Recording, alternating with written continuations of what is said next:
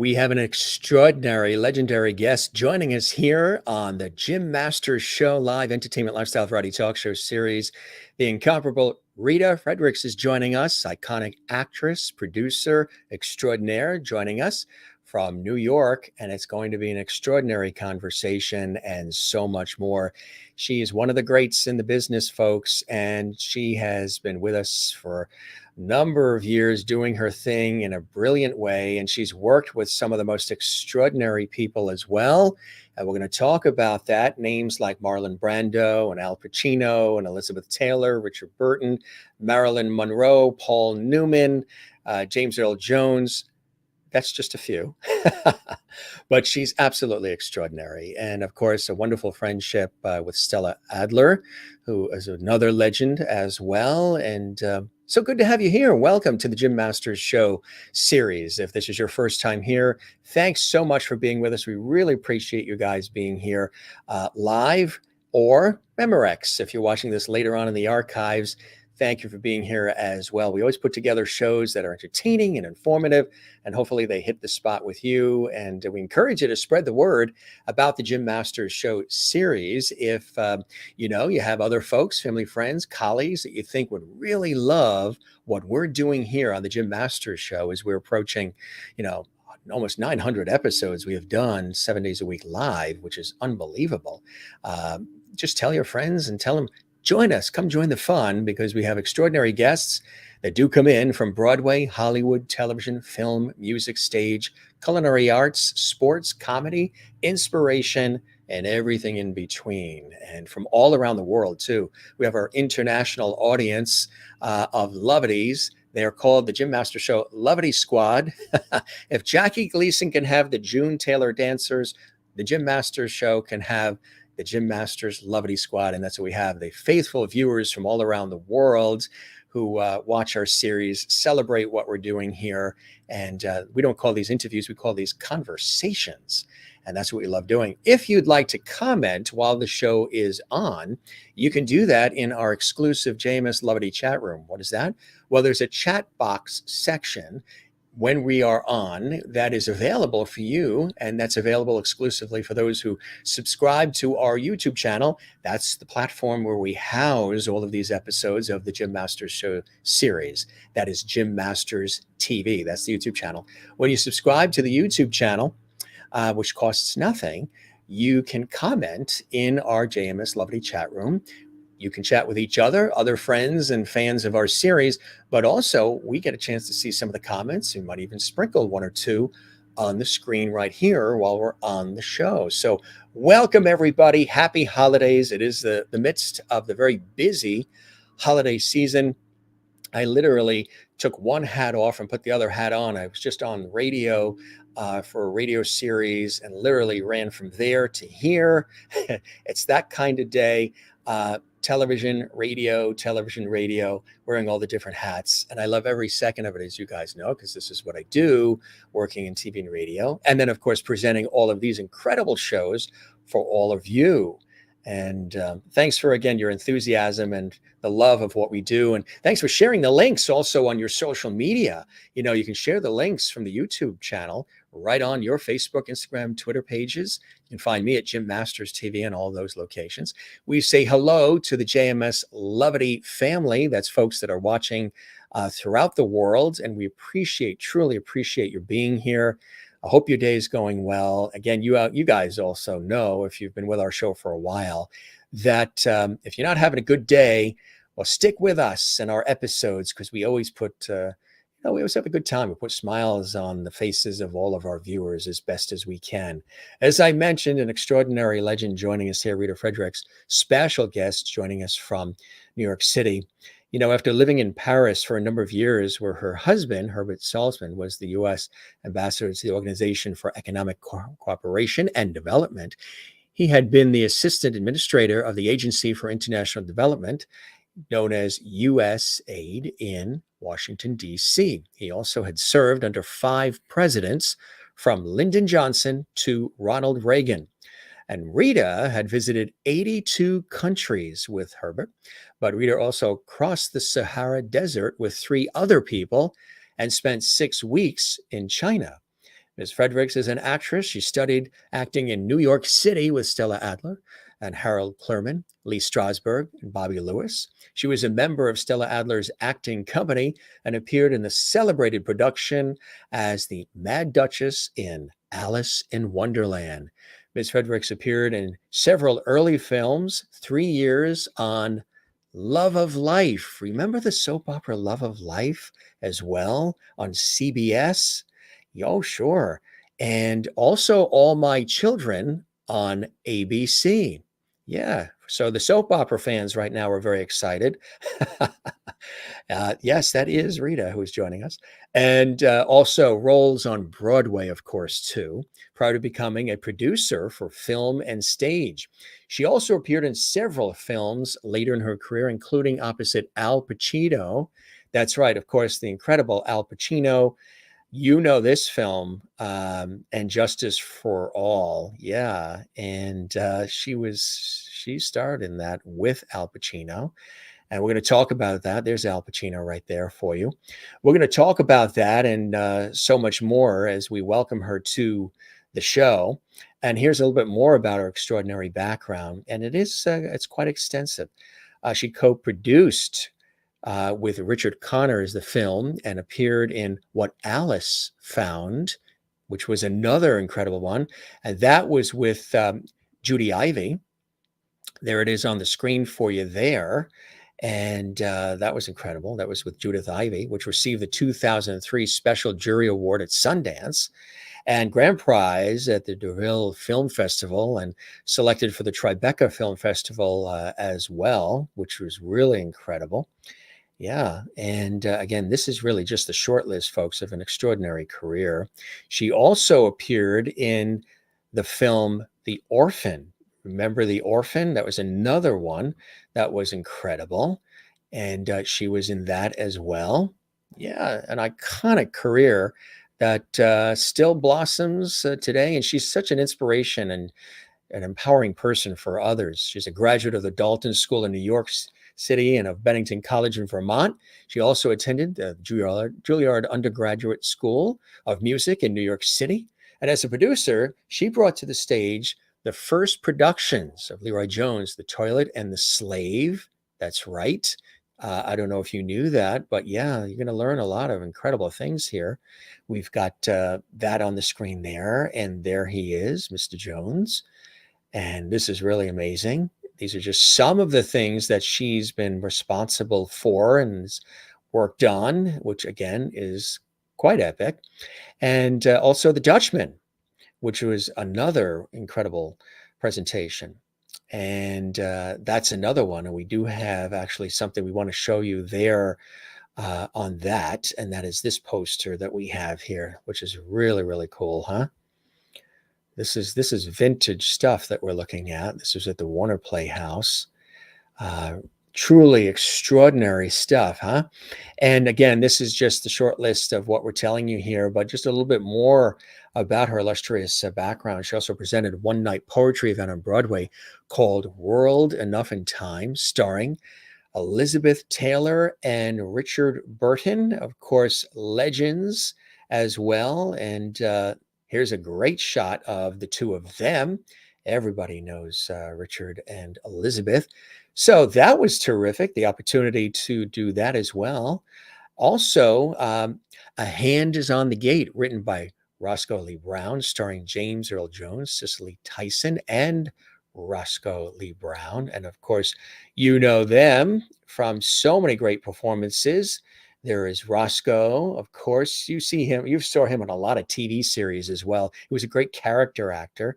The incomparable James Earl Jones. This is CNN. And Cicely Tyson, of course, as well. We're going to talk about a lot of cool things. We're going to talk about how she met Eleanor Fitzgerald, Roosevelt, that is, Eleanor Roosevelt. Where did I get the Fitzgerald from? Eleanor Roosevelt, the First Lady, and also Princess Diana and Prince Charles, and so many others. Again, this is just a short list of iconic people that she's had an opportunity to collaborate with and work with as well. And this is, again, just really the short list.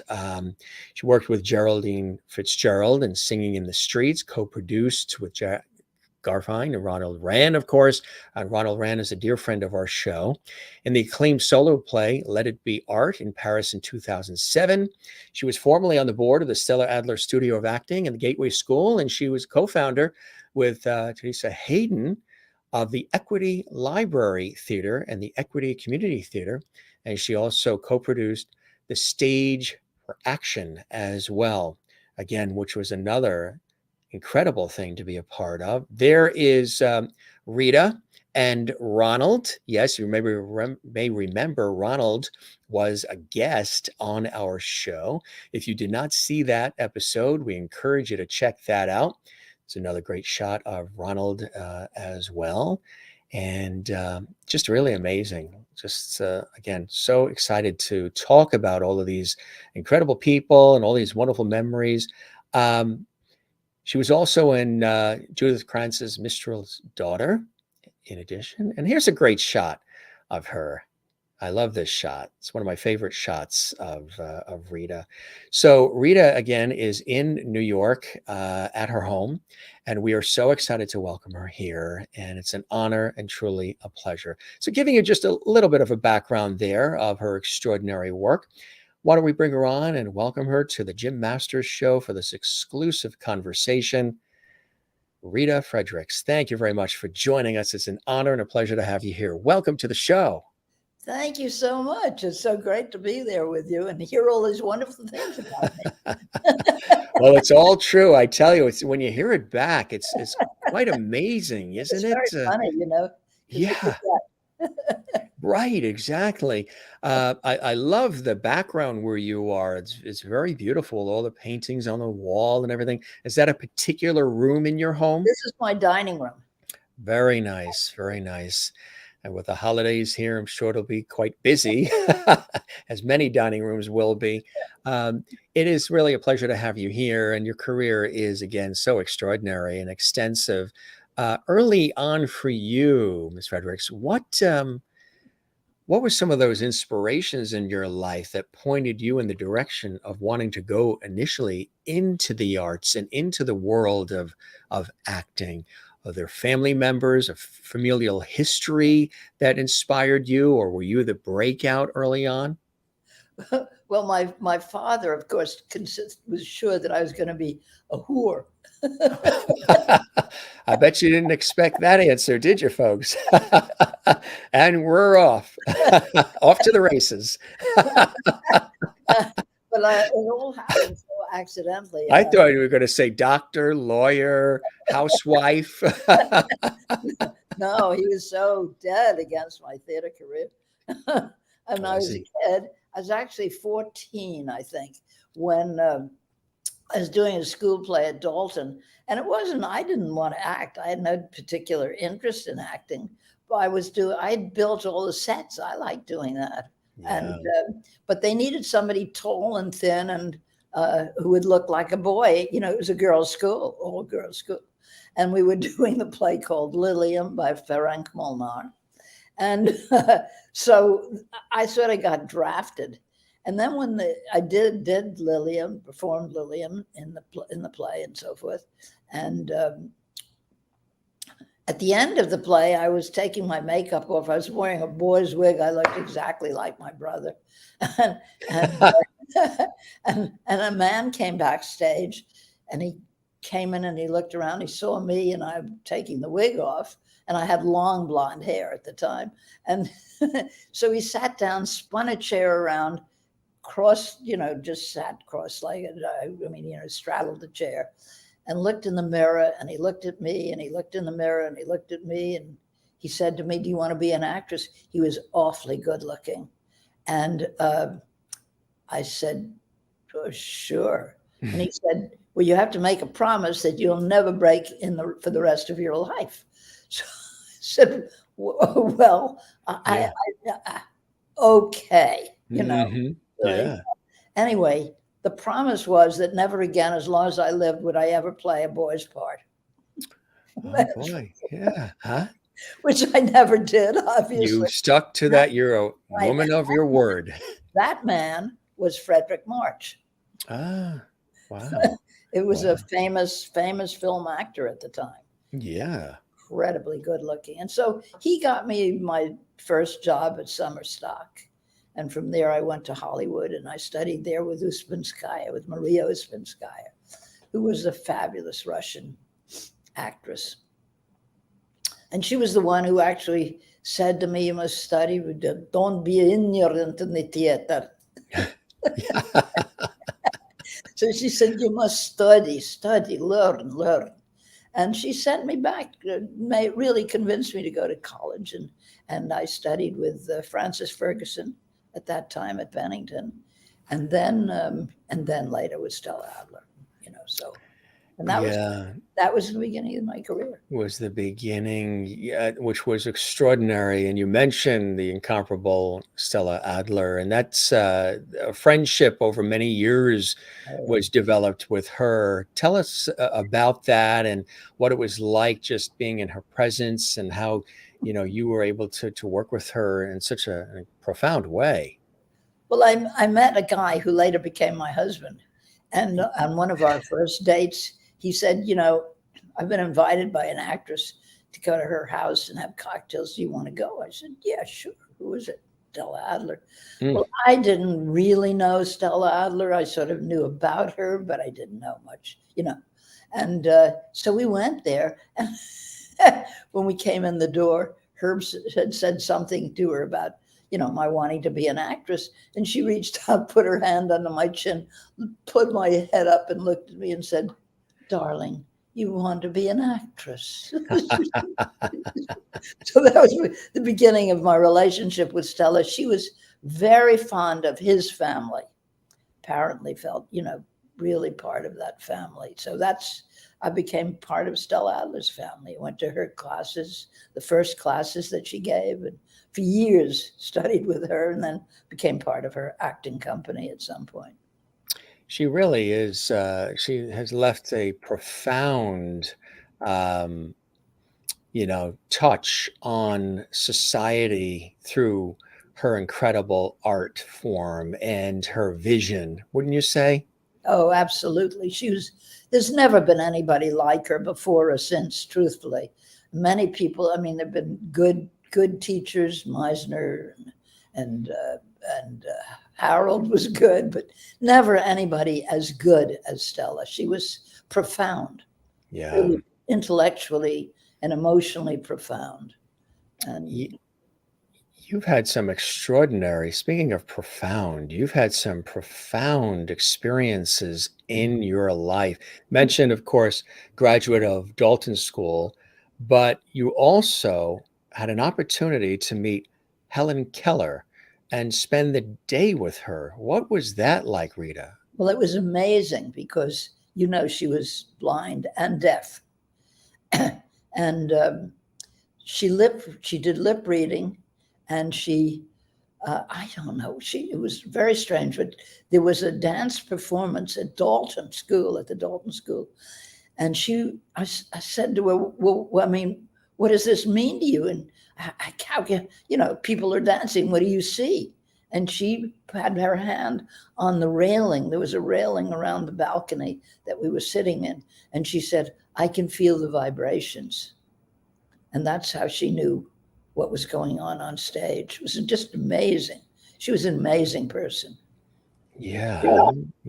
And influential in ways that are beyond probably even her understanding, and still even today, which is extraordinary. And to have an opportunity to have met her, tremendous. Also, graduate of Bennington College. We were talking about that before we went on the air together, and with Peter Drucker, the teacher, huh? Yes, Peter was a great teacher.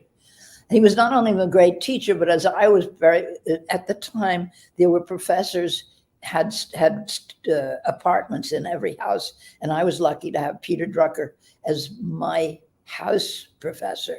So we got to know each other very well at the time, and he was extremely influential in my life and always has been, in that I don't know. He introduced us to things, to what was out there in the world. You know, he himself had started out, he was Jewish, and was, of course, Hitler came along, and he became a Catholic, and then he became a communist, and then he fled to America. Yeah. Well, you know, he was fleeing all the time. Yeah. Finally came to America, where he got the job at Bennington. And so it was a wealth of background that he brought with him. And as he said, I've never been a teacher. And he said, I don't know how to teach. I can only show you what's out there. And that's what he did. It was extraordinary. Yeah, and to have the exposure and the understanding is extraordinary as well. You know, Frederick March saw you in acting in a show, how she became the actress. Tell us about that. Well, that's what I told you that That's what that is. He came backstage when I was. So it was that show? Wow. When I was in that high school show. That was the show. That's That's funny. I tell you, when you have those opportunities where people come backstage like that, it's you never know, right? Well, I mean, I was 14 or 15, I think. Very impressionable age, right, to have that kind of experience. You That was also did amazing. modeling and acting on live television. What was that like? Oh, well, live television at that time was quite an experience. Yeah. I was in a number of TV shows, and then I got into this show called, I think it was Love of Life. Love of Life, the soap opera on CBS. Yes. Went on forever and ever. Oh, yeah. Oh, yeah. Originated out of Philadelphia. So every day I took a train. We were living in Westport, Connecticut. Westport, Connecticut, yeah. I had 2 little babies. And so every day I took a 5:05 train from Westport, Connecticut to New York, arrived in time to take a 6:35 train to Philadelphia, arrived at 7:30 or 8, time for makeup anyway, and so forth, and 10 o'clock on the set every day. And then like an idiot, I came home every night. You did the back and forth, huh? I mean, it was crazy. When I think back, you know, I said, well, why didn't I just take an apartment and stay down there? No. Yeah. So you went back and forth between Connecticut and Philadelphia daily. So if anybody ever sees reruns of Love of Life with Rita on it, you'll know what she went through to bring you that entertainment. She is, you know, a professional. She took long trains to do it for you, which is amazing. How did you like being on the soaps, being on Love of Life, being on All My Children? Well, you know, it was fans are diehard. It was a lot of fun, but sort of it was kind of weird. My husband tuned in once to see. At some point, I was a pilot in the show, and I jumped out of the plane with the co-pilot for some reason. We had to jettison the plane, so my husband watched for 10 days while we hung in the air. Parachutes, because that's what it, you know. I mean, it's kind of weird, and of course. You're standing there holding on to a parachute, and in the background there's all this stuff going on, you know, in the background. Yeah. Standing there. You know, you feel like an idiot, you know. The soap operas, they've always had some unusual and very dramatic scripts, and you know, this one's married to this one but used to be married to that one who's dating that one who they fell in love with that one and can't stand the one over there, and it's it's something. But I always had heard, because we've had soap actors come through too, the scripts they've always been very thick and a lot of memorization required with the soap operas. Yeah, huh? Because you're shooting a lot of episodes, and if you're in an ongoing scenario, you know, you've got a lot of dialogue and a lot of scenes that have to be captured, because they'll film them, you know, several in a row. So you really have to be on your game, right? Yep. You have to learn a lot of lines. What was it like meeting another comparable legend who actually lived in Westport, Connecticut with his lovely wife, Joanne Woodward, and they started the Westport Country Playhouse, the incomparable Paul Newman? Well, my meeting with Paul was very funny. Actually, while I was doing that television show, out of New York on 106th Street. Some woman decided that I had stolen her husband from her and she was going to throw acid in my face or something. Now, this isn't on the soap opera. This is real life. This was real life, but Oh, she no. was watching the soap opera. Oh, and right. And so she thought you were her. You were the character. Yeah. So, it was sort of scary. And so they moved the studio down to Rockefeller Center. And down there, one day, I still smoked in those days. In fact, it was Paul who got me to stop smoking. But I met Paul because we were both smokers. So we met in the hall. And he was telling me that he had done this terrible show and that at the end of his career, he's going to be fired. And of course, I think it was an Irwin Shaw short story that had been sort of dramatized by A.E. Hotchner or something like that. And that short story was the one that sent Paul Newman to Hollywood. And that's how I met Paul Newman. And I knew him, for years afterwards, because he also lived in Westport, Connecticut. And we played tennis together.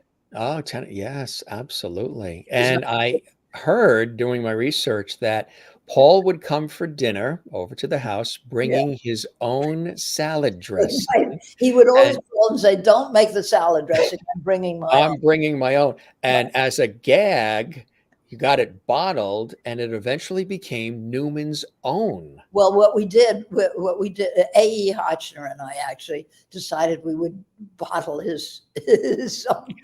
This was just to make it. It was really just a joke. So we went to the local delicatessen to find out how you make stuff in shelf life. What do you do to make something, put it on the shelf? So the guy told us, and we got it canned or whatever it was at the time. Yeah. And called it Newman's Own and put it on the shelf. Now folks who love that salad dressing, which is delicious. This is how it started. It started from a gag, and Rita was in on it. I tell you, salad dressing, the train rides from Connecticut to Philly. I mean, I tell you, that's some story. When I first heard that, I was like, wow. And I know, and it's also a beautiful thing because I know in certain areas that there's proceeds that go to help his, hole in the wall gang, the camp, which is for children. So that's a beautiful purpose. Well, he promised that he never expected to make a penny out of it, of course, but he swore that any penny that he ever made would go to the hole in the wall camp. And he had just had this idea of the hole in the wall camp, and that became the support, the financial support for it. Yes. And it's great. What a great thing he did. Absolutely. You mentioned again being a part of Stella Adler's her acting company. When that opportunity came, that must have been quite extraordinary for you, huh? Well, it was actually. It was the company got formed because of the play that we were doing. We did Alice in Wonderland. Yes. As a project, and I played the Mad Duchess, and in it, and I have to tell you, this is a very funny story. This is to me a typical actor's agent story. Can I tell it? Absolutely. Well, you're among friends here. I played the Mad Duchess as a midget. Now I was 5'7" at the time, so when I say midget, I squatted down like just and I wore men's shoes, a very fluffy, fancy kind of dress, which was only 2 feet high because that's all I was, a big hat and makeup, down to here, circles down to here and everything. And I could not go anywhere except on the cook's back, you understand. So I was sitting in this chair, squatting like this. And at the end of the scene, I jump on the cook's back and we run off. And as we're leaving, my last line is, "I'm off to play croquet with the queen." So the next day I get a call from an agent, and I went in to see the agent, and I sitting out there waiting. I forgot there was a famous actress at the time I was helping her with the lines. Yeah. And my name was called, and I went in, and the agent said, "Who are you?" I said, "Well, I'm Rita Fredricks. You called me." She said, "Oh," she said, "but I saw this show at Stella Adler's last night." And I called the actress who played the midget. I said, "Well, yes, that was me." She said, "Well," she said, "I wanted the midget." That was it. No relationship. No relationship between the midget and me. Never got a role with her. Because she really wanted the midget. That is funny. Boy, people only know behind the scenes, Yeah, I know. Well, they don't understand what acting is about, Right, right. It is. It is a process on many different levels in so many different ways. In addition to Stella, Harold Clurman too, somebody else very important in your life. Tell us about Harold.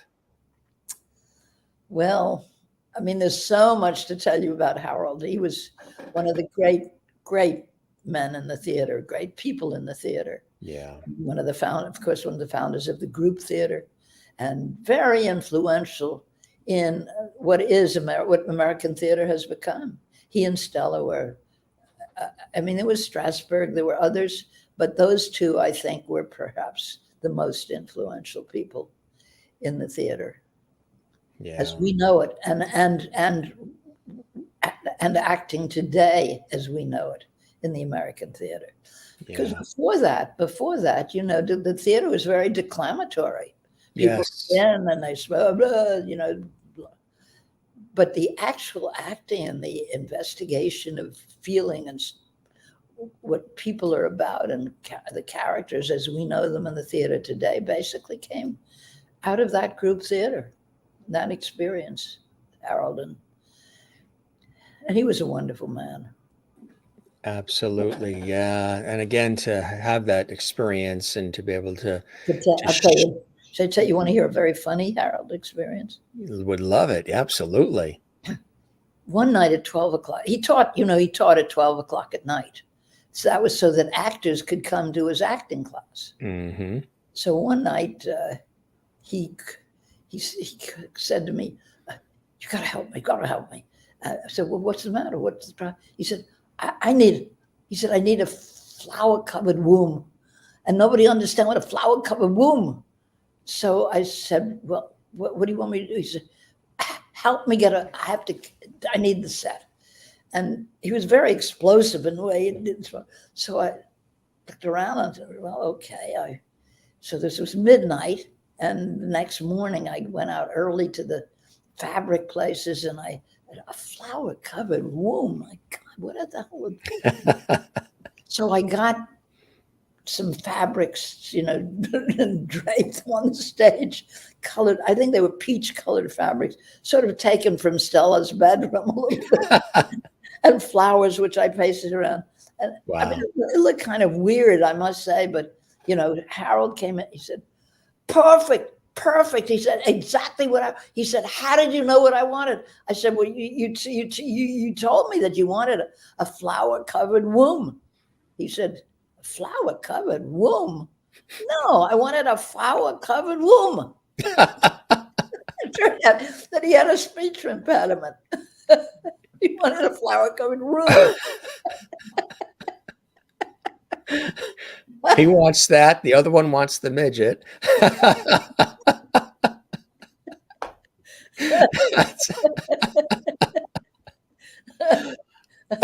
Life in the theater.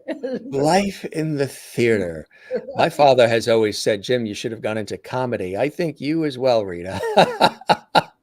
Your comedic timing is spot on. I absolutely love it. Stories like that, you just cannot script those. You cannot make stories like that up because they're just that's life. That's what it's all about. And the midnight, I understand the idea of, midnight classes too. So because the actors are acting during the day and, the crazy schedules, and then they can come at midnight as well.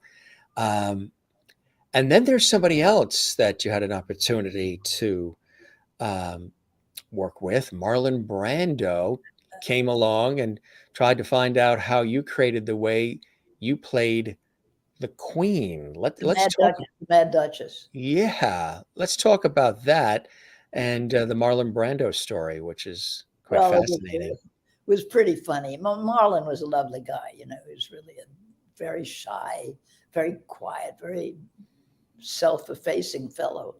And apparently, when he was doing Streetcar, he had internalized the character, but he just didn't get the physical outside of the character.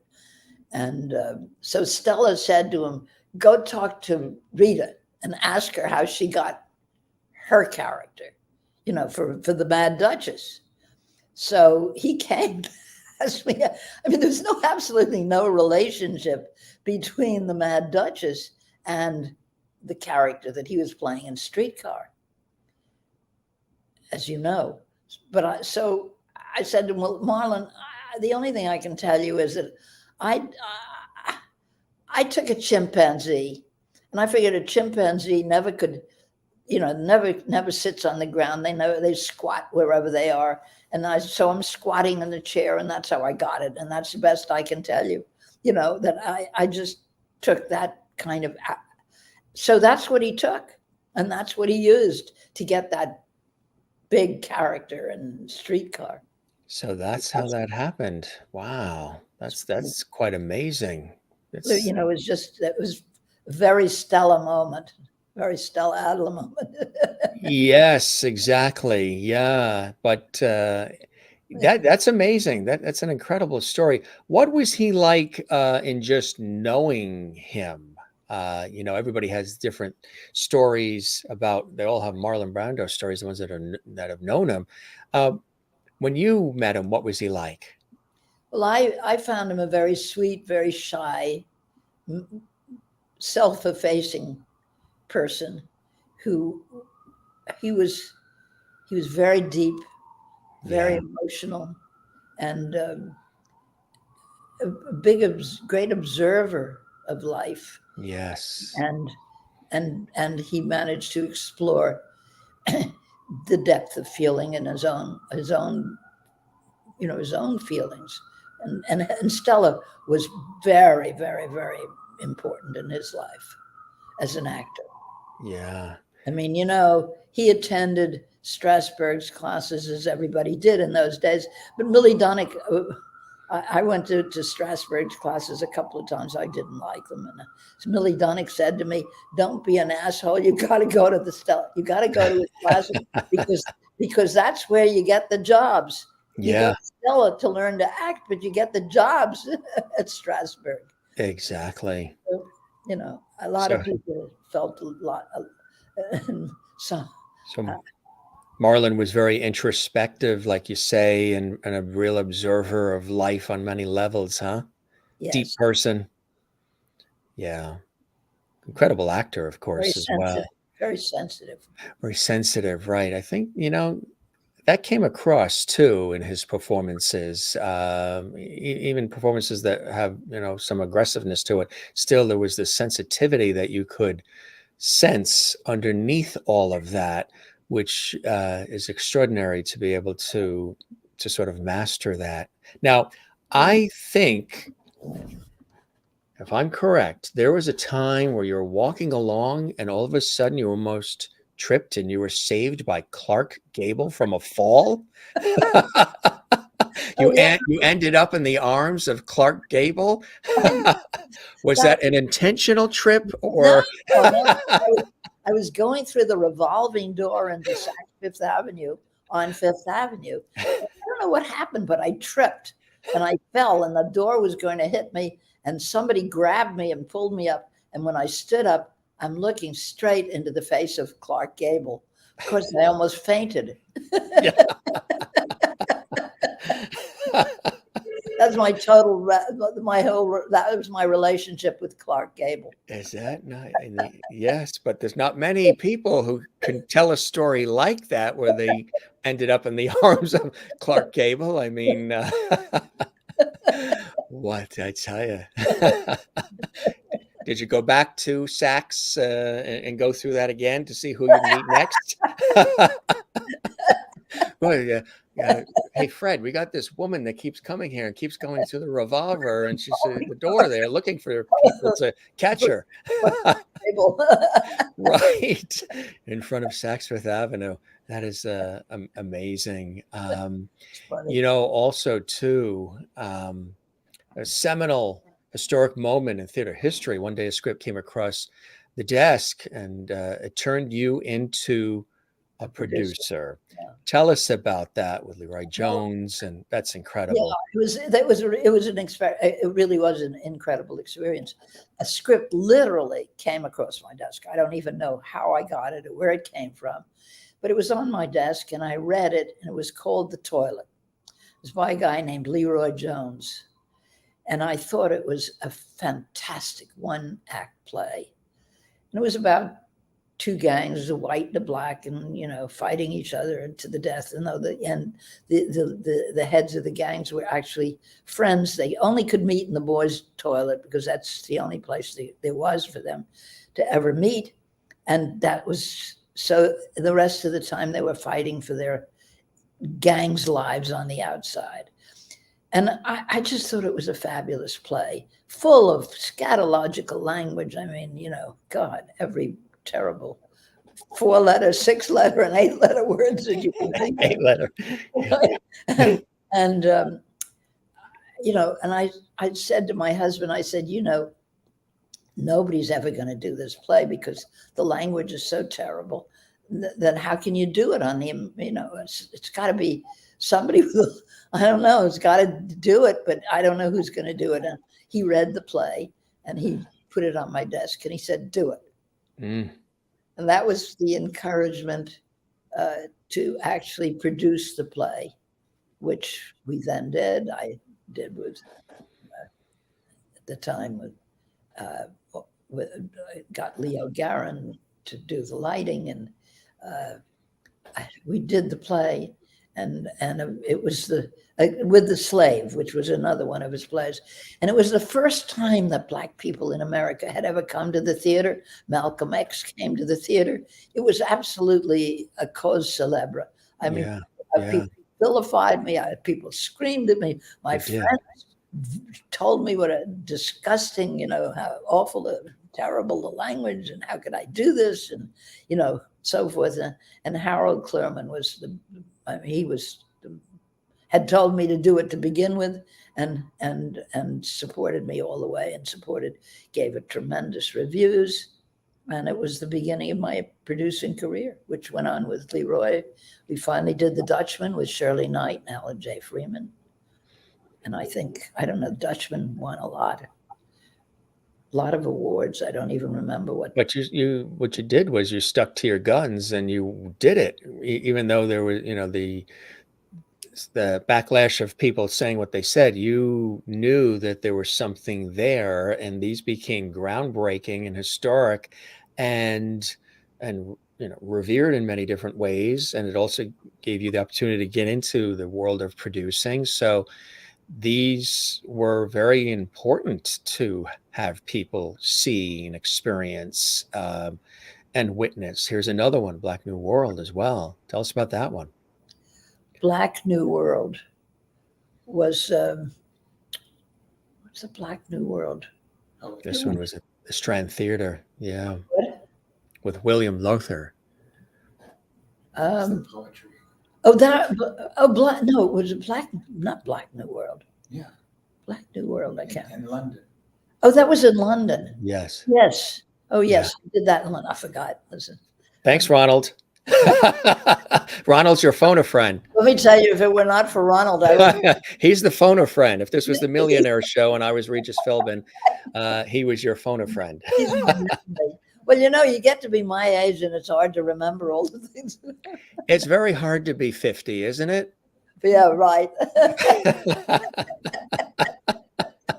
So this was in London, huh? Yeah. Yeah. The Strand Well, Theater. Well, Another. let me see, Black New World. I forgot. No, that wasn't the one. That wasn't with Jimmy Earl Jones. Black New World. I forgot. That was a whole other thing. I've forgotten. It was just an individual production. Yeah, an individual. Yeah. In London. But the Kitchen is another one. The what? The Kitchen. The Kitchen, but that was in New York. That ran for several years, The Kitchen. Yeah. Yeah. Tell us about that one. Julia Marlis. What? Tell us about that one, the audience watching. It was interesting because it really was all about what happens in a kitchen. And all the characters involved in it. Yeah. And, it was just a sort of a study in human behavior. This is, and when you really think about it, The Kitchen, this was Gordon Ramsay before Gordon Ramsay and Hell's Kitchen and his whole series. When you think about it, taking a look in the operation of a kitchen and all the craziness and the relationships and all the things that happen. We spent the whole cast into restaurants all over New York. Yeah. This is way before, that whole Gordon Ramsay franchise, which is amazing when you think about that. Here's another one too. I Am Woman. Produced that too. Yeah, that was wonderful. That was, during the women's revolution of the 60s. And Vivica had said to me, she said, I need something when I don't have a job on Broadway, I need something to earn a living, something for me to do, Yeah. So Paul Austin and I put this together, and oh God, she was the most difficult person to work with. Was she? Was it tough? Yeah. First of all, she never could do the same thing twice. And then well, I don't want to go into all the story. but we'll leave it at that, right? Can't do the same thing twice. It was a wonderful show. Yeah. It was a wonderful show. I think you can see there all the list of excerpts from various books and poetry and plays and films and everything that we could gather that were the different roles that women play in life. Yes. And that was a revelation at the time. That very ahead of its time. Again, groundbreaking. Yeah. I use that phrase again, really so much. So is very groundbreaking. Absolutely. So is this one. A Hand is on the Gate. Yeah. Well, The Hand is on the Gate was very interesting because Churchill had said to Roosevelt, a hand is on the gate. Yes. And that was just at World War II, the beginning of World War II, when Britain was about to be overrun by Hitler. Mm-hmm. And Churchill had reached out to Roosevelt. Yes. And I read this, that Churchill had said, a hand is on the gate. And I don't know, Roscoe Lee Brown was sitting in the office with his head in his hands. And I just went into the office and I said, it's so strange to me that Churchill would have said, a hand is on the gate without giving credit to the poet. Mm-hmm. And Roscoe Lee Brown looked up and he said to me, because he was a black. And since, I had by this time become the producer of black plays at the time with Leroy Jones and so forth. And there's Roscoe, yeah. So there was Roscoe. And I said, well, what else This was Roscoe after he lost his hair, by the way. Yeah. And I think James Earl Jones was in that as well. Jimmy Earl Jones was in it. And well, I had toured with Jimmy. That was another story. I toured with Jimmy and the Emperor Jones all over Europe before that. Very early in Jim's career, we had done this wonderful tour of the Emperor Jones, and then I could never get it produced in New York. I couldn't find a theater that would let us do it, and they couldn't find a co-producer, and I wasn't able to pull it off, and I regretted it all my life that I couldn't, because it was he was so great as the Emperor Jones. Why do you think that is, that it couldn't happen? People, were they resistant to Well, it? Or remember that this was before Black people had ever played in a theater. There were no Black, this was just the beginning of the world of Black actors. It had been one play, I think, The Raisin in the Sun. Right. Had the only Black play that had ever been produced. Yeah. And Black actors had never appeared on the stage. Remember Marian Anderson in Washington? And never, didn't. Yeah. I was in a show at the time that Marian Anderson was singing in Washington, and we would refuse to play in the theater because they wouldn't have her in the theater. This country, was a tough situation, tough time, and a lot of not understanding what life's all about, for sure, on many levels. Realize how far we've come despite the problems today. Yes. Think about what they were then. But then on the flip side, you could always look at life in another unique way, and you can do that while you're having matzo ball soup with Marilyn Monroe and Arthur Miller. Well, that was very funny. She was so sweet. The conversation you can have over matzo ball soup with Marilyn Monroe and Arthur Miller must be extraordinary. That was a good bowl of soup. She's a very sweet, very naive person. I mean, nobody really understands what she was. She was like a child.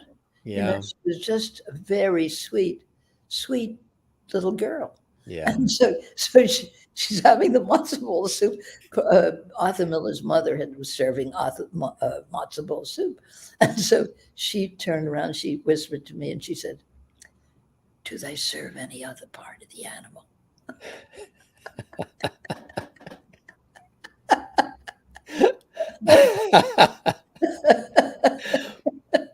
And your answer was?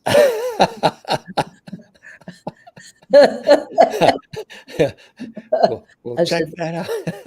No, Marilyn, they don't. Yeah, they don't. That's that is amazing. And you developed a friendship, right? You became good friends. Not really. I wouldn't say a deep friendship. I mean, I knew her quite well. She came to the house once. She had lost weight or something, and she said to me, "I've lost so much weight. Feel me." I said, "Marilyn, I don't want to feel you." She said, "Oh, you have to, Rita, feel me." Right. Which is totally naive, just sweet person. Yeah. And probably when you heard she passed, it was very sad. Well, sad. the whole thing was sad. I mean, the whole thing with Arthur Miller. Yeah, Arthur Miller. Yeah. What was he like? Well, I can't say he was my favorite person on the face of this earth, truthfully. Yeah. I thought he was a very difficult, tough person. Tough guy, yeah. Yeah. And she was, I mean, it was just the wrong person in this world for her. Yeah. She needed somebody sweet. She should have been married to Marlon. Marlon, yeah. And then there was a Joe DiMaggio for a bit there. Yeah. And yep. As well. She just married the wrong people. She was very sad. Her whole life was just sad. It is when you delve into it. A hand is on the gate. We were talking about that with Roscoe, but also in that James Earl Jones, yes, but also Cicely Tyson too, huh? Lily She Tyson. was so wonderful, wasn't she? That was wonderful. That was one of her first jobs, as it was one of Jimmy's first jobs. And Josephine Vermees was in it, and Roscoe, and I forgot who. Moses Gunn. Mm, I don't know. Terrific. yeah, That incredible was a cast. terrific show. It was terrific. Now, tell us about your relationship with Therese Hayden, which was very important Oh, sure. too. But when I Yeah. was I think I was 15, 14 or 15, I met Terry Hayden. We became really close friends in the theater. And we started something called Stage for Action. And this was because actors had nowhere to show, where they could show themselves, their wares. There was no place for them to act. There were no off-Broadway stages at that time. Right. And so we created this thing called Stage for Action. And it was, we got $75,000 from Equity. And it was, we just went to the public libraries, which had several of the public libraries had little stages. And we used to put on performances of plays, all kind of, many. Carl Reiner was in one, Yeah. and a lot of people at that time. And it really was to show a place for actors to show, perform and be seen. And Mhm. from that came Stage for Action, which became a political organization for political action at the time. Yeah. And then we went to Europe with I forgot what was the play. It was oh God, I forgot the name of the play, but it was Roosevelt's favorite play. Eleanor, yes. And no, it was President Roosevelt's favorite. Oh, president, yeah. And so I had invited Eleanor Roosevelt to come to see the play. And she had accepted with alacrity. And then at the last minute, this is a horrible story, I'll tell it myself. I could never do this. If I was, I think, 20 something at the time. Otherwise, I'd never have been able to do it. She, at the last minute, said that she was tired and could not come, and sent me a telegram. And I tore up the telegram and went to pick her up. And never told my husband what I had done. And he was driving the car. And we got to her hotel, which was at the 6th Avenue. I forgot, the Winslow or something like that. And called upstairs, and her secretary said, well, didn't you get a telegram telling you that Mrs. Roosevelt could not come? And I said, no. And so her secretary said, Mrs. Roosevelt will be down shortly. So she came down. And she said, I'm very, very tired. May I sit in the back? We had a convertible, at the time. And she said, may I sit in the back seat and take a little shut-eye? And I said, sure, of course, Ms. Roosevelt. So that's what she did. Well, as it happened, when we got to the Bronx, where this play was playing, we got out of the car, and there were thousands of people gathered to see her. Thousands of people. And if she had not come that night, it would have been such a disappointment. Yeah. So that was the beginning of our friendship. I told her what I'd done, and eventually, and she laughed, and we became very good friends. What was she like? She was just the loveliest, intelligent, human person I've ever known. She was kind, and she was gentle, but she was intellectual, and she knew what people needed, and she was out there doing everything that needs to be done today. Yeah. Yes. Everything right. that a Kamala Harris should be doing. Right. But some great person needs to be out there doing it, Right. Exactly. But she did it. She was out there. She saw the people. She talked to the people. She understood she understood the problems of people and the sadness and the, the needs of people. She was something out of this world wonderful. And we remained friends for the rest of her life. Extraordinary, iconic individual. Yeah. So giving too on so many different levels, and another historic American figure. Absolutely. Revered to this day on so many levels. Deservedly. You were in And Justice for All with Al Pacino. What was it like working with Mr. Pacino? Well, this is pretty funny, and Al Pacino's still alive, so I hope he does this. But Norman Jewison was directing it, and I didn't have much of a role. I just had a small role in it, and we had done something like 5 takes, and Norman was saying, we have to do another take and another take and another take. And I said to Norman, I've never been in a film where you did more than 2, 3 takes. I mean, come on. He said, listen, I've got to do this. Pacino's got to jump on the walls. He's got to do the scenes. He's got to do it over 15 times. If he doesn't do it now, I'll have to do it through the whole rest of the movie. Oh, wow. So we're going to do it now and get it over with. That's what we did.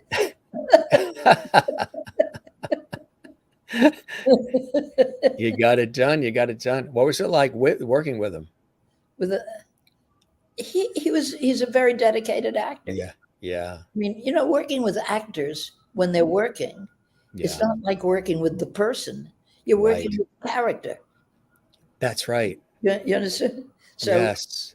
I think that people don't understand that when actors are working together, they are not the people, whoever they are in life. They are the characters. So they treat each other like the characters. And that's what exactly right. You also had an opportunity of again, the many fabulous people that you've had an opportunity to work with, Geraldine Fitzgerald as well. Yeah, that was I knew Geraldine quite well. I don't know. I've forgotten how I got to know her. I think we were in some sort of actors class together, something that we had taken together, and I got to know her very well. Was it also in Singing in the Streets? What she decided to do a one-person show. Yeah. She called Singing in the Streets. And she needed somebody to produce it, book it and so forth, which I did for her. And that's how I spent quite a bit of time with Joe. Yes. I mentioned also Elizabeth Taylor and Richard Burton, and that was an interesting that was a one-night poetry event on Broadway, World Enough in Time, while Burton was doing Hamlet in Toronto, right? Yeah, yes. Well, that was very funny because I had been working with Philip Burton, who was Richard's father in New York, and Ivor David Balding. And I don't know, something came up about poetry, and he said, Richard loves poetry, and he's wonderful at it.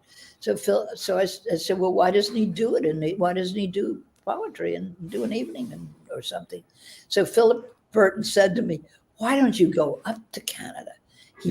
I think it was Hamlet, and just tell him that you think he should do this and that I would help and so forth and so on. So I said, fine. So I got on a train. It was an 11-hour trip or something up there. There were, it was not like getting on an airplane in an hour. And I got up to Toronto and went to the theater. I didn't know either Elizabeth Taylor or Richard Burton, but I came there saying, Richard, your father has told me to come up here. I think actually Philip had already called him and said that I was on my way. And I said to them, would you consider doing an evening of poetry in New York? Because I think it would be really exciting for Elizabeth Taylor and Richard Burton to do poetry. Nobody would ever think of it. And so Richard said, I'd love to do that. And so Elizabeth Taylor said, well, so would I. So we did that one evening called World Enough in Time. And it was an evening of poetry. And I must tell you, Elizabeth Taylor never missed a rehearsal, and Richard Burton never made the rehearsal. And she was better than he was in the end. That's the yin and the yang of life, literally there. It was one of those incredible evenings, you know. Yeah. It surprised everybody, and certainly me the most. I'm always the most surprised person by everything. But anyway, it was an evening in which people like Marion Javits were banging down the door trying to get in. The place was just filled to the brim. Yeah. That one night, you can imagine. Extraordinary. Yeah. And then there's Greta Garbo, huh? Oh, Gigi, yeah. Well, well, that was her mentor and teacher was Peter Viertel's mother. Peter was married to Deborah Carr. Peter himself was an important writer in Hollywood. One of the Hollywood 10. Mm-hmm. And so we all gravitated to a place in Switzerland called Klosters, Switzerland. We all skied, and Greta Garbo came there with her mentor, Salka. She never went anywhere without Salka, and Salka Viertel never went anywhere without Gigi. So Greta Garbo came and became a sort of fixture of the local scene, you know, parading around in she had big feet and wore a big hat. Very big feet. She was very funny. And she used to look in at the tennis court and look in on this and look in on that. And we got to know each other very well. She said to me, you know, I'm crazy mad about your husband, Herbert.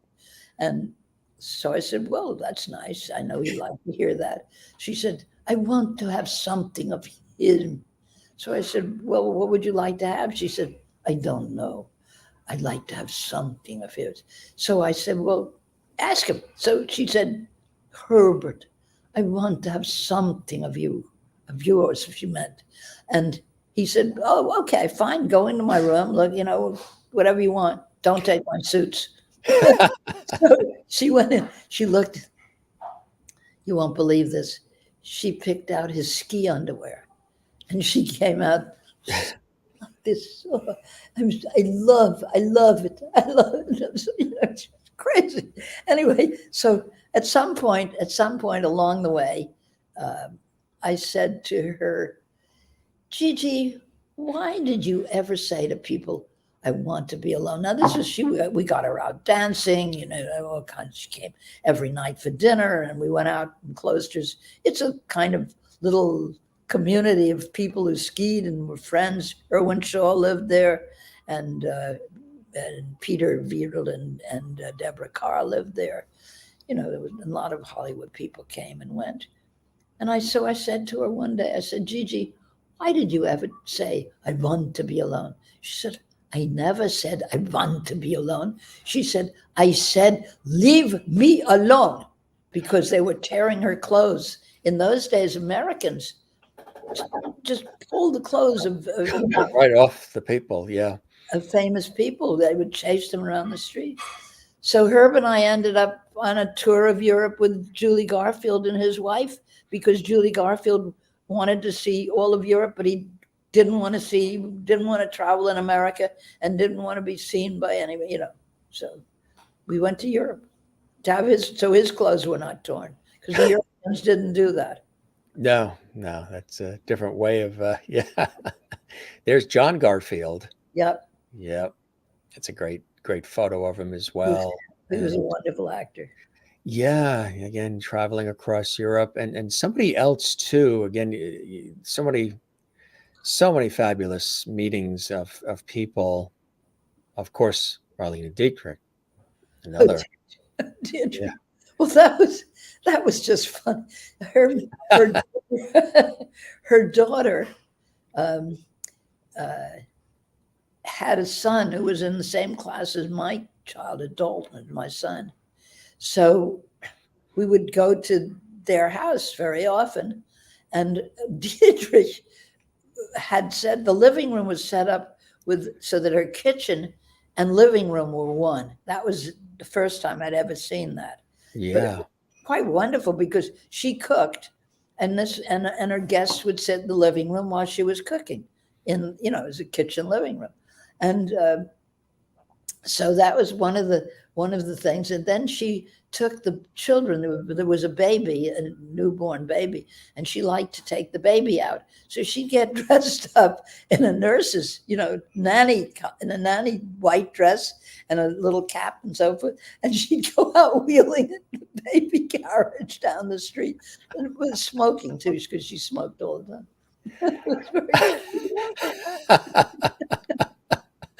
What a story, huh? And she was really quite a character. She was a real character on many levels, huh? Then, of course, a meeting with Prince Charles and Princess Diana, huh? Well, that was in Cloisters, that they came to Cloisters. He had skied all his life in Cloisters. Yeah. He came there, I don't know, but a lot of royalty came to Cloisters. It was kind of a meeting place, and it was I guess one of the earlier ski places. It's right before Davos, and so Prince Charles actually grew up in Cloisters. He was a kid, and he stayed there, and I think he still skis there. And I don't know about the boys. Yeah. Anne did not like skiing. She came to Cloisters, so that's how we knew her. And she was reserved, quiet, would you say? I mean, she was just a nice girl, just. Yeah, very pleasant. Did you ever get a chance to meet the Queen? No.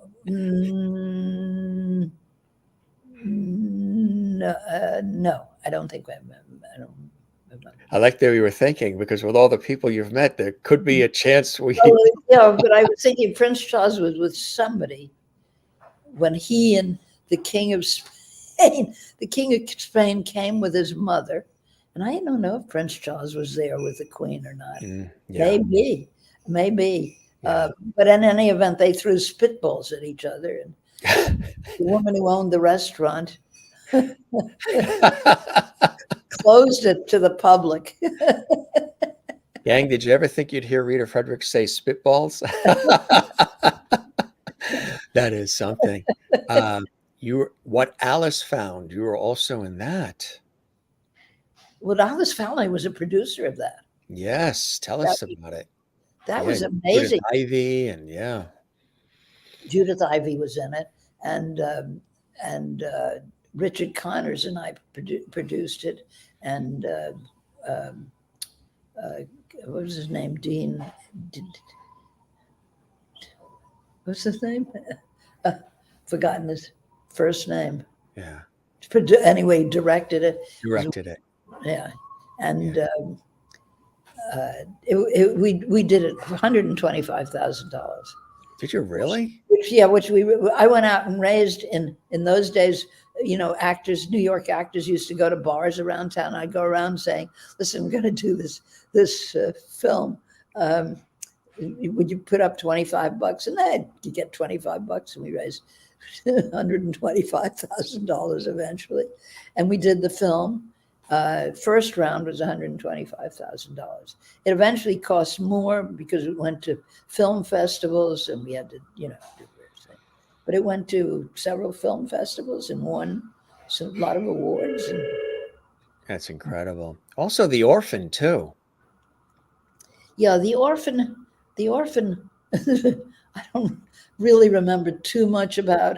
It was just I don't know. It was just one of those productions. Projects that came along, and right. Like Mistral's daughter, another Judith Kravitz. Yeah.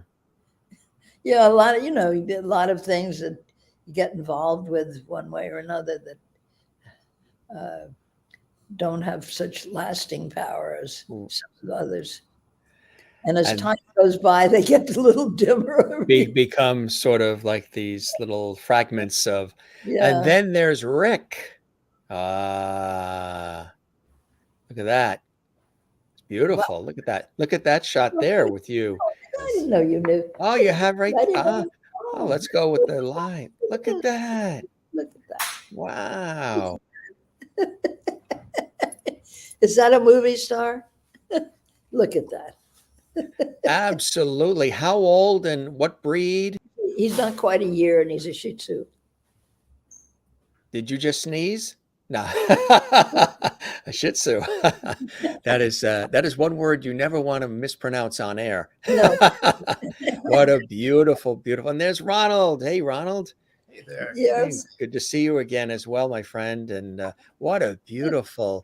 So tell us about the temperament and personality, What, this one? This guy? not of Ronald, but of that guy. Yeah, of Rick. Of Rick? Yeah. Want to know about Rick? Absolutely. This crowd, they love when you bring on a He is family member like that. this guy is such a character. He can do puzzles. He figures out puzzles, don't you? Yeah. And he really is amazing.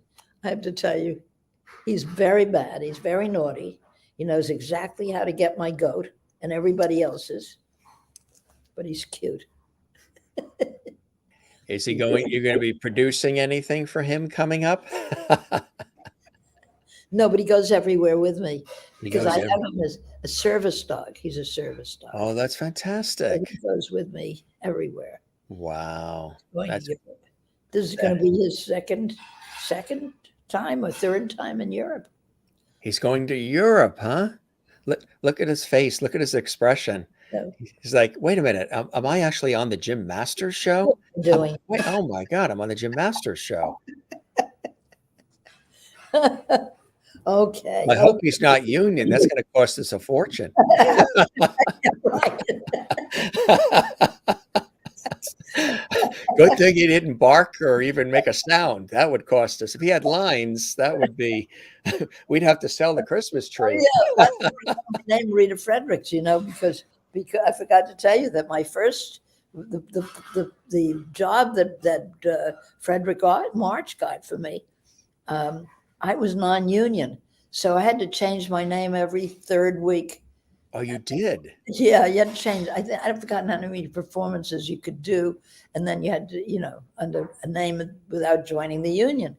And I had not joined the union yet because I didn't have enough money, and so I was changing my name. And finally, I took my adopted brother's name, Frederick Leopold. Frederick was the last name, and my mother had monogrammed my clothes RF. So I had to have an F someplace.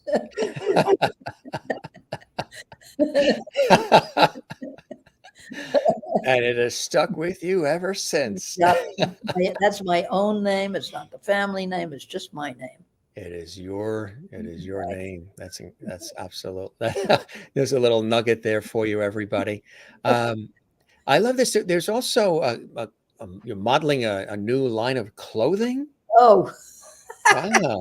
how do you get all this? I tell you, I am a journalist and a host, and I do my research. Or something out of this world. That is so funny.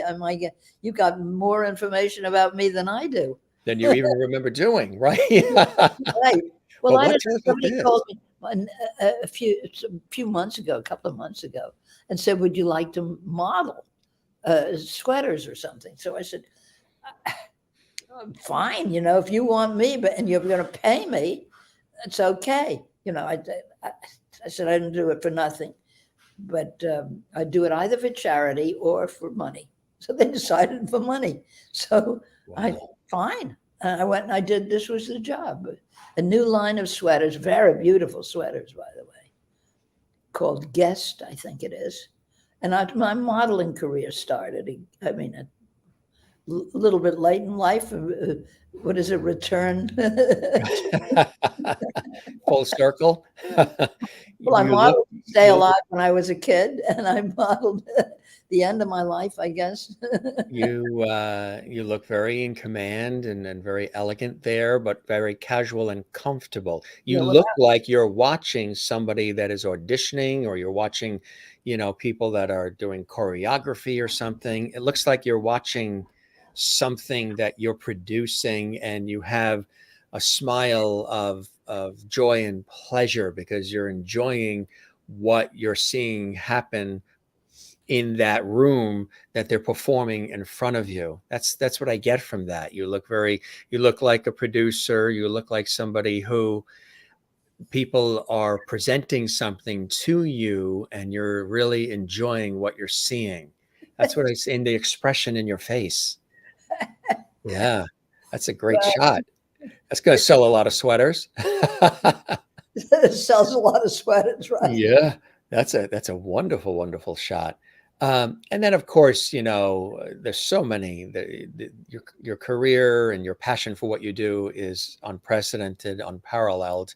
Wonderful friendship with who we just saw pop in with Rick, the wonderful Ronald Rand. Now, tell us about that friendship. Oh my goodness! Well, I mean, I met Ronald many moons ago at, I think, Stella Adler's.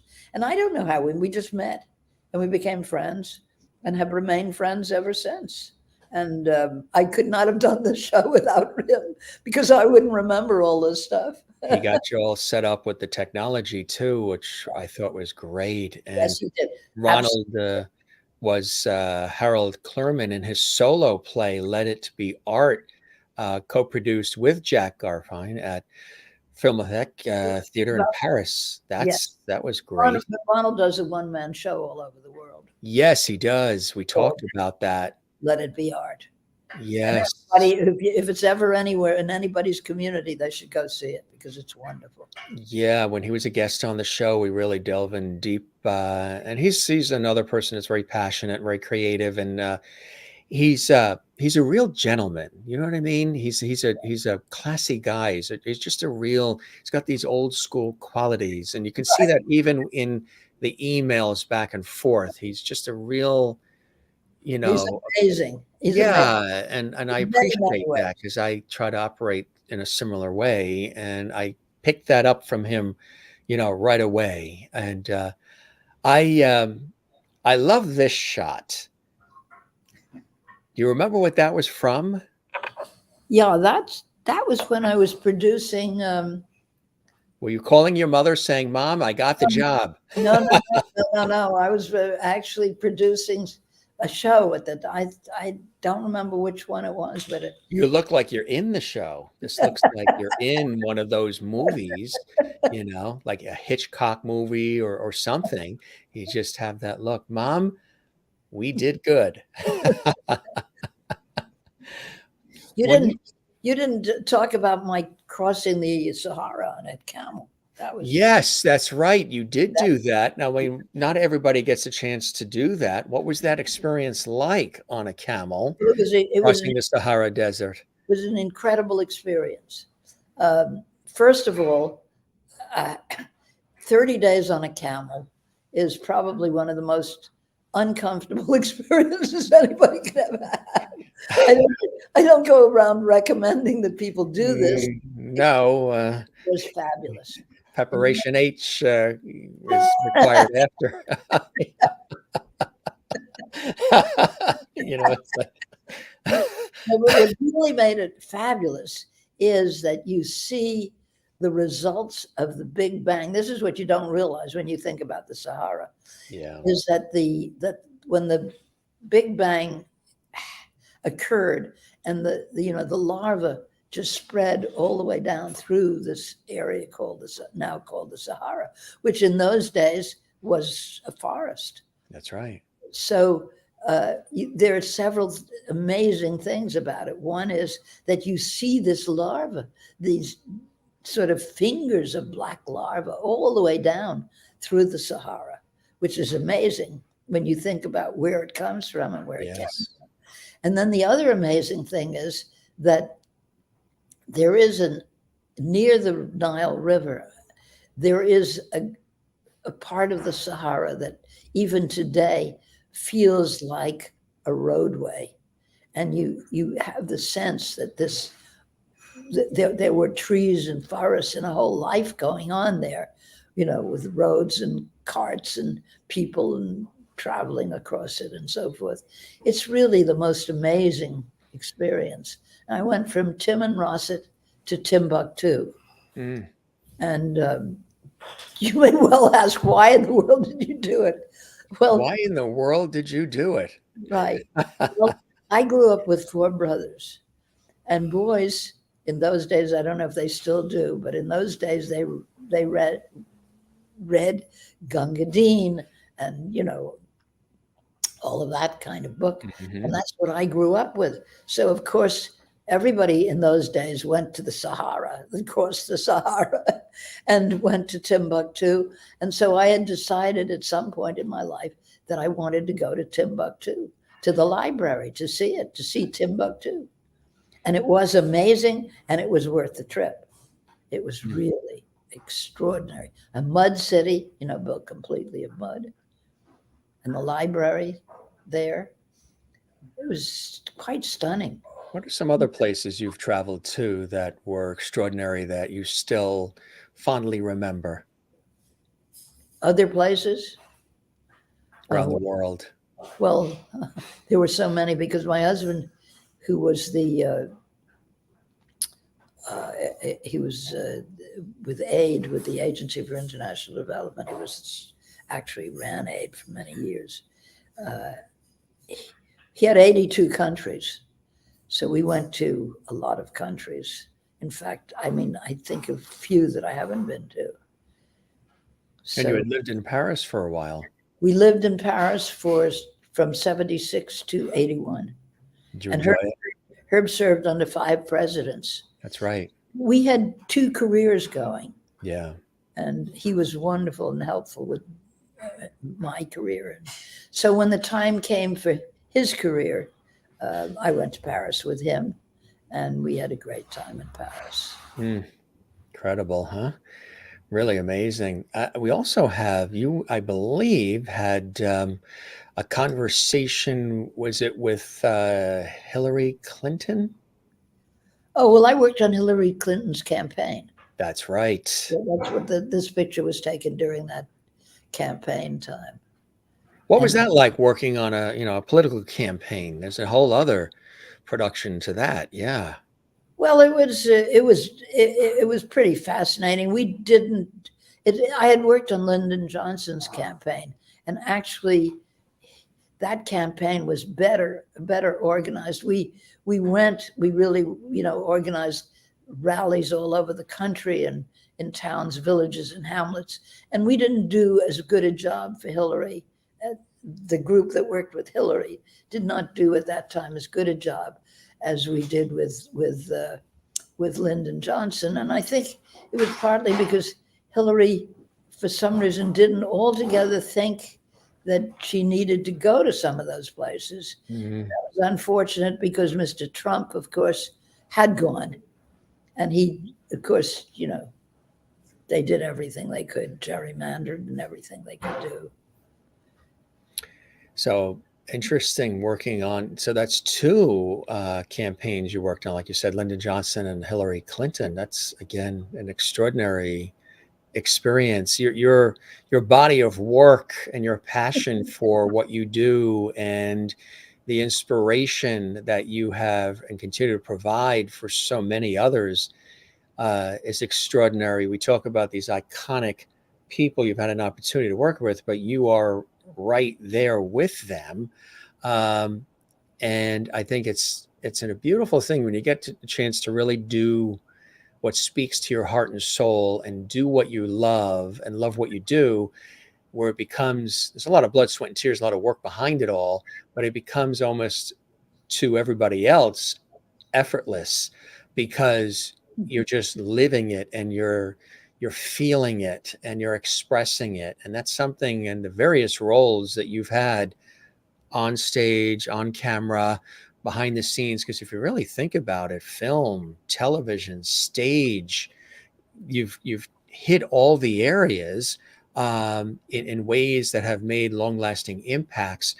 It's got to feel good when you look back at some of these things and see the body of work and the legacy, but also the lives that have been touched as a result of the work performed.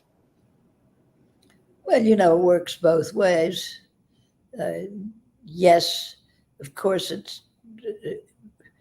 it's wonderful to think of those times, but also I grew so enormously because of the people with whom I worked over the years, whether it was Stella or Harold or, I don't know, Bobby Lewis of Strasberg, and the actors with whom I worked. I don't know. I've always had wonderful experiences in the theater and the films, and in life. I've just been a lucky person. I've been extremely lucky. Are there more things that you want to do or things that you haven't done yet that are still on that to-do list for Rita Fredricks? Well, I have an enormous to-do list right now, and that is to try to reach out to this country and to try to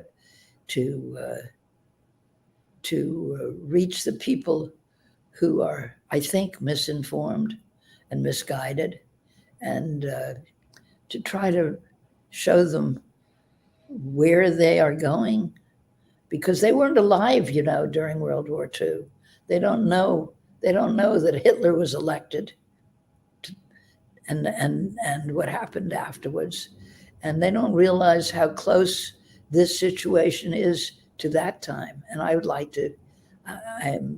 trying to do what I can to hopefully make some changes and help to keep this country a democracy. I'm very fearful for the future of this country at the moment.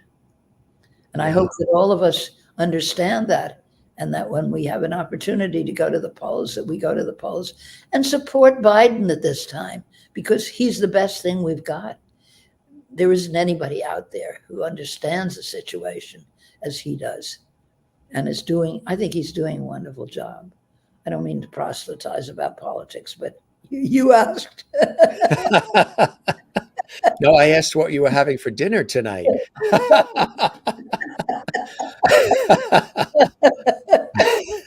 You got to laugh too, right, Rita? You have a wonderful sense of humor. And I'm always looking for the line. I'm always looking to make people laugh, because laughter to me, and that's why I said light, love, and levity. This show has a lot of light, love, and levity. And I tripped up and said levity, combining love and levity. You really have to laugh as much as possible. It's good to laugh, isn't it? Absolutely. It's very important. It's very important to laugh at everything as much as possible. Not to make fun of, but to laugh with. Exactly. Exactly. Because there's a lot of people, that need some laughter in their life. I'd be remiss if I didn't mention you were vice chair and co-founder of PCI, as well as founding member of the Special Music School of New York City. Tell us about that. Special Music School? Yeah. Well, I met a Russian pianist in Russia, and when he came to New York, he didn't know anybody except me. And so we were walking down the street one day and talking about schools. And he said, in Russia, a child can go to school and be an artist and can get educated and be an artist. But in America, you can either become an artist or you can be educated. Very difficult to be both. And so I called a meeting of people. I called Lenny Bernstein and I said, Lenny, can you imagine that nobody in this country you can't be an artist and get an education except if you can really afford it, but it's, and so we had a meeting, and a whole bunch of people in the theater came, and including a woman named Lydia Contos, who ran the Kaufman Center on the West Side, West 67th Street. And she liked this idea so much. She said, the Lucy Moses Music School only starts at 3:00 in the afternoon. So from 8 in the morning until 3, we could run a school. And so we did. And that's how the Special Music School was born. That is very, very special. And vice chair and co-founder of PCI too. Tell us about that. Well, that was, I was on an airplane coming from someplace, and I sat next to a man who was reading a book, and I was sort of looking in over his shoulder to see what he was reading. We got into a conversation. I'm very nosy. And we got Inquisitive. yes, we got into a conversation. It turned out that he was a minister. And he said, I've given up my pulpit. And I said, why would you give up your pulpit? My God, you can, reach so many people from a pulpit. It's such a great platform. He said, I can't reach enough people. So I said, well, that's very strange. And then we started talking, and I had just returned from one of the trips with Herb, to the 82 countries. I don't know which one. And I said, I travel the world with my husband, and every place I go, there's nothing but poverty, ignorance, and no help. And people don't get the message. There's no way to get, message across. And, here we're sitting here with radio and television and all of this stuff here, and we don't use it for anything. And so he thought it had the same sort of sensibility. And when I got off the plane and got home, a special delivery came with a ticket to San Francisco to meet with him. And so I said, listen, I met this strange man on the airplane. I've never seen him in my day in my life. Herb said, something? It just sounds good. Herb was very encouraging always and very supportive. And so he thought it was a great idea and actually went out to San Francisco with me and met with this man. And that was the beginning of PCI. The idea being that we could use television and radio to bring information to change people's behavior. And that's what PCI is about. And we use television, radio, telephones, put serial dramas on, and the dramas are all based on problems, community problems, whether it's not knowing how to cook the food right that you have available, or it's teaching people how not to, early pregnancies are not desirable, and children should not run away from home because girls, what happens to girls when they do run away from home. And I don't know, all kinds of things. We dealt with Ebola, not to bury your dead because the germs go through the ground and come back up through the food, burn, you have to, cremate. And we had to teach those people to cremate their sick wives and the children when they died, and they want to embrace their sick people and families, obviously, as families do, but we had to teach them not to. It was a terrible time, but anyway, we were able to do it that's what we've done with PCI, changing behavior in 72 countries. Extraordinary. That is absolutely extraordinary. Also, the Interschool Orchestras of New York as well. Tell us about that. Well, that was started by Prager, Annabelle Prager, actually. And I was on the very first 3 people on the board of that, founding that. It was an orchestra for children, after school orchestra, for kids who played instruments. And I'm a big believer in music in children's education. If I had my way, children would have music every single day of their lives in school. I agree, yes. It's the special music school. That's what they do have. A public school, by the way, there's no charge, and children get music education every day. So when they graduate that school, they're good musicians, and they go on to Juilliard and other, schools like that. So this was the same kind of thing for children, an after-school program for kids who didn't particularly want to play baseball, but who played an instrument maybe. And we got them to play in an orchestra. And of course, playing in an orchestra is a very group socializing experience. It's very important in children's lives. The combination of that and music is tremendous, tremendous for kids. So we ended up with 7 orchestras, various ages and grades. And it was just too much. We got it down to 3, and now we've unloaded the 3 onto the 3rd school. So those orchestras now play at 3rd school. You know, when you look at this extraordinary body of work, career, and everything that you've had an opportunity to be involved in and still are, what are some of those continued blessings and joys in your life that propel you forward to continue to stay creative, collaborative, and connected? Gosh, I don't know. Honestly, that's the way I am. And I want my grandchildren to, to experience some of it. And I'm very, very connected to my grandchildren and my children. I have 2 fabulous sons and wonderful daughter-in-laws. I'm just blessed. I mean, I'm blessed and I'm lucky. And so, if you feel good about your life, I guess you can help others to feel good about theirs or something. What piece of advice would you give somebody that's considering going into the industry now? It has changed so much over the years. I don't know. I think about this all the time and I talk about it with my friends. I think it's such a different industry today. And I think there is a woman who's doing 1-hour operas, for instance, a friend of Ron's, and she's becoming a friend of mine. She's amazing.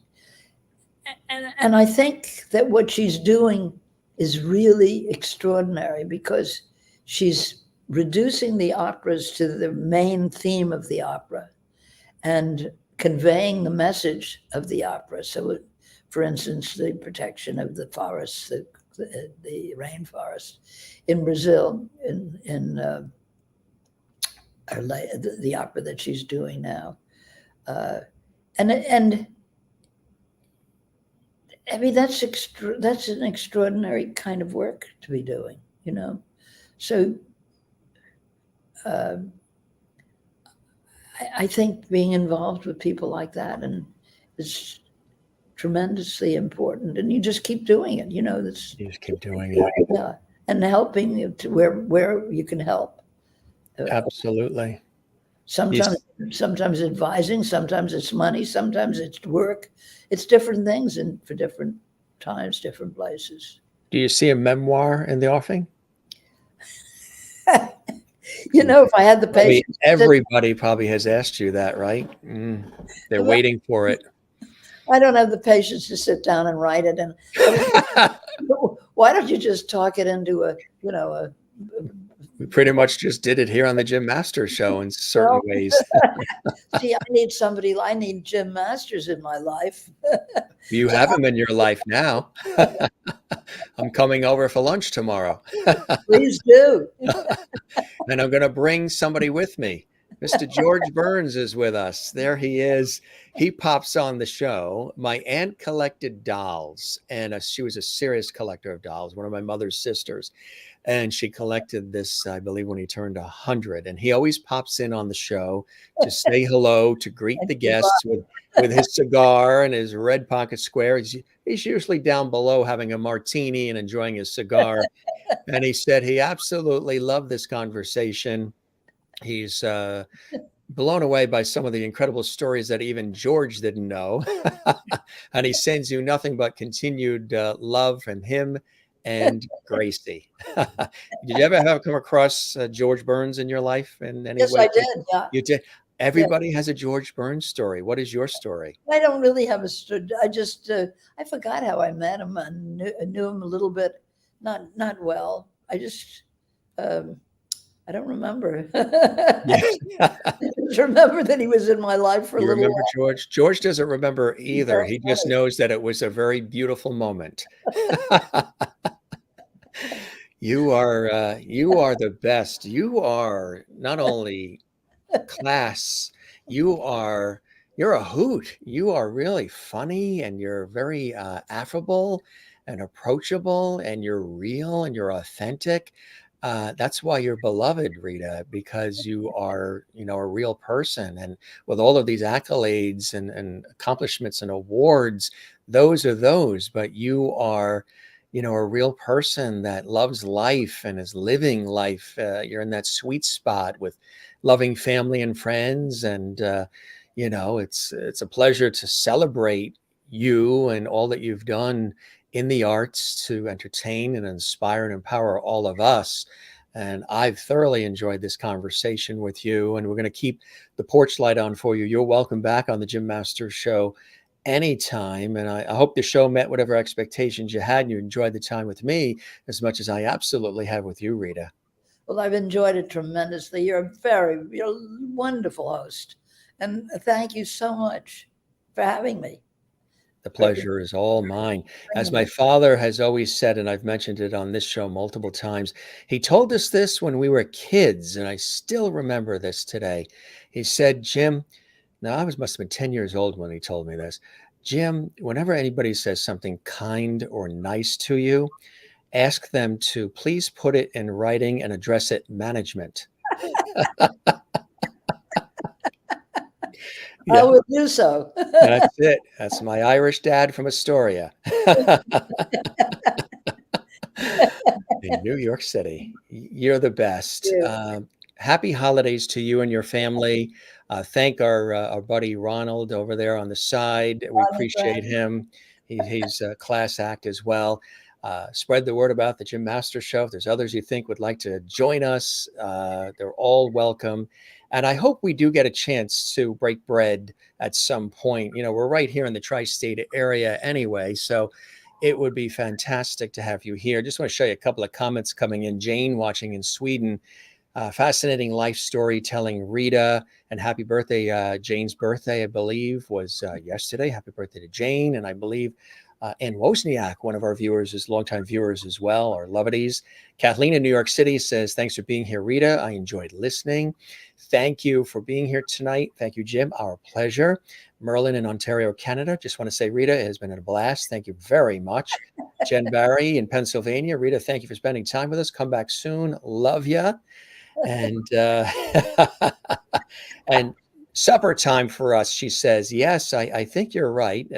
She sang for her supper on the show. Jen says, you are now a lovity on the Jim Masters Show. Yes, you are. Sherry Larson in Kansas says, thank you, Rita, for spending time with us today. What an interesting life you have had. Please come back soon. Well, I think that's absolutely beautiful. And that's wonderful. Yeah, that's a very interactive. I like to be, they're kind of like our studio audience, but virtually around the world. Truly a blessing, Ms. Fredericks. We really appreciate you joining us here on the show. And again, nothing but continued love and joy and blessing and good health in your life. And we'll break bread soon. I look forward to that. That would be wonderful. Absolutely. Thank you very much. We'll have more laughs. And a very happy holiday season to you. Thank you very much. I appreciate that. You take care, and we'll chat again real soon. Okay, Rita? Thank you.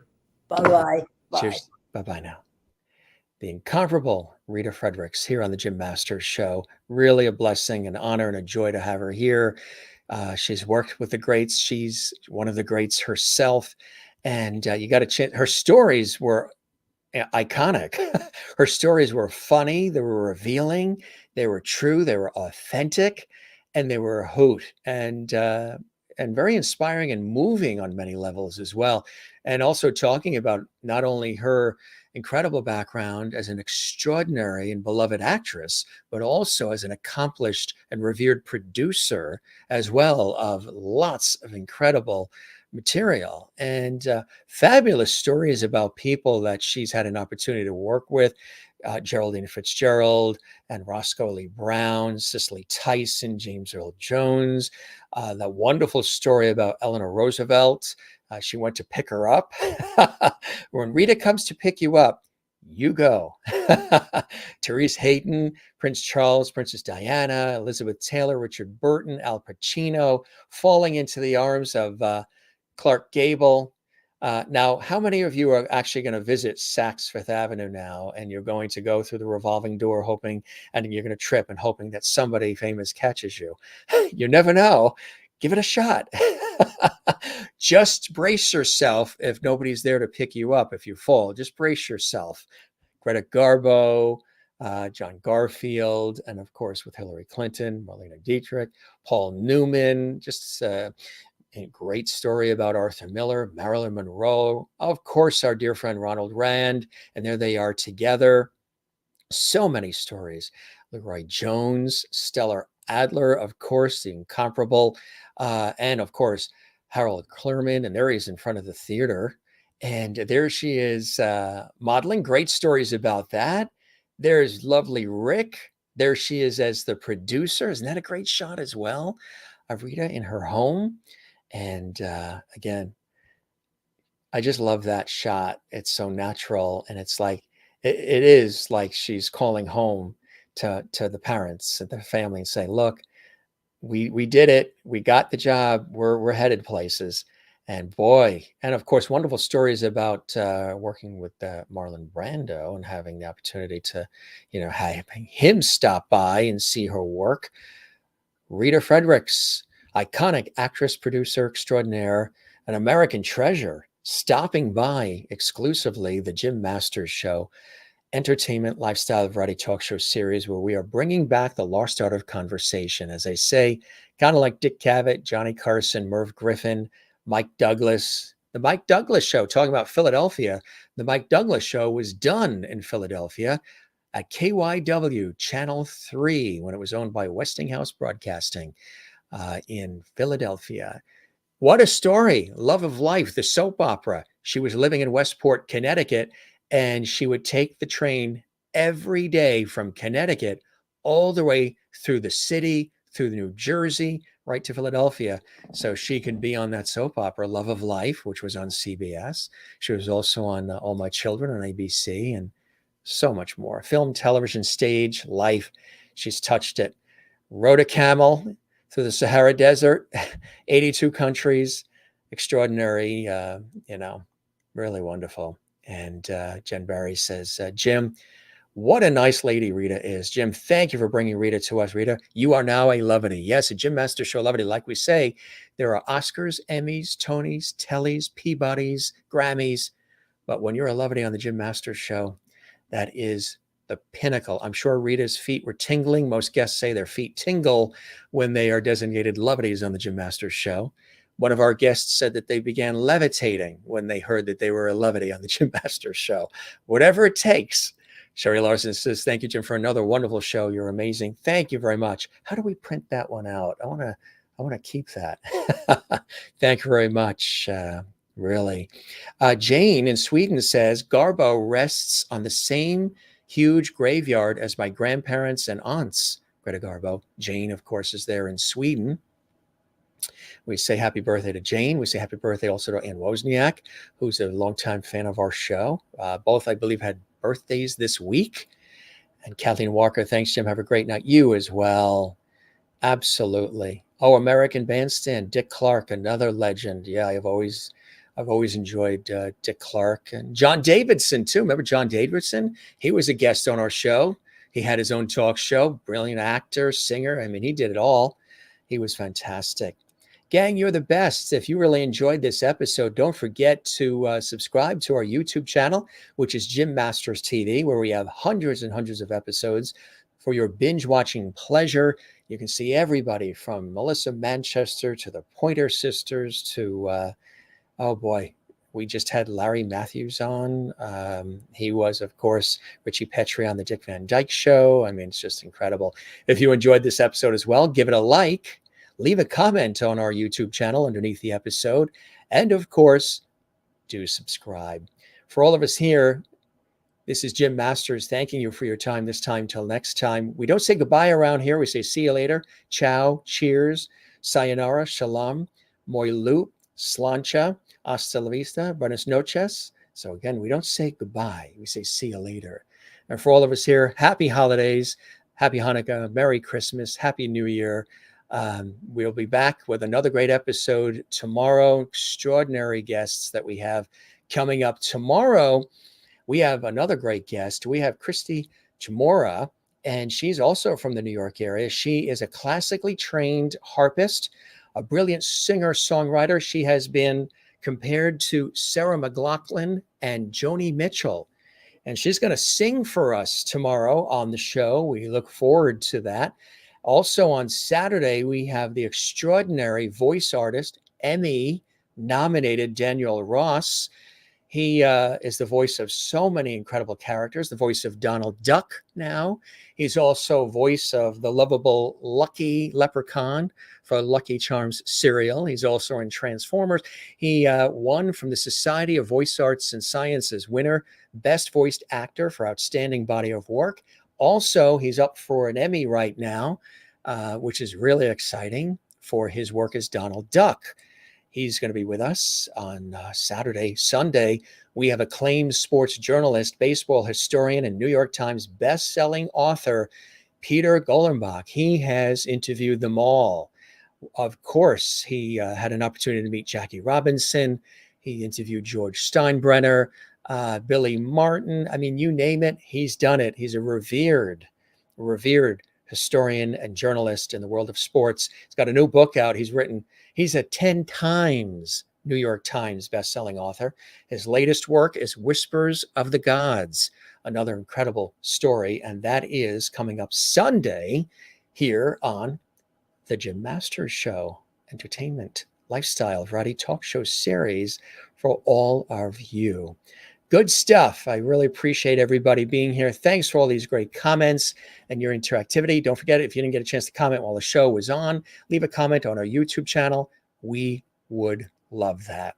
Thanks again. You guys are the best. We love you all. Thanks for being with us and spending time with us on this episode of the Jim Masters Show.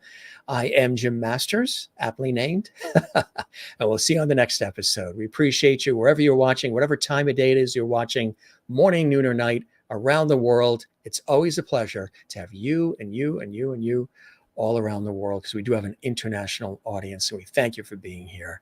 We'll see you on the next one. I'll be right here in this host chair waiting for you on the Jim Masters Show. Take care, be well, and cheers.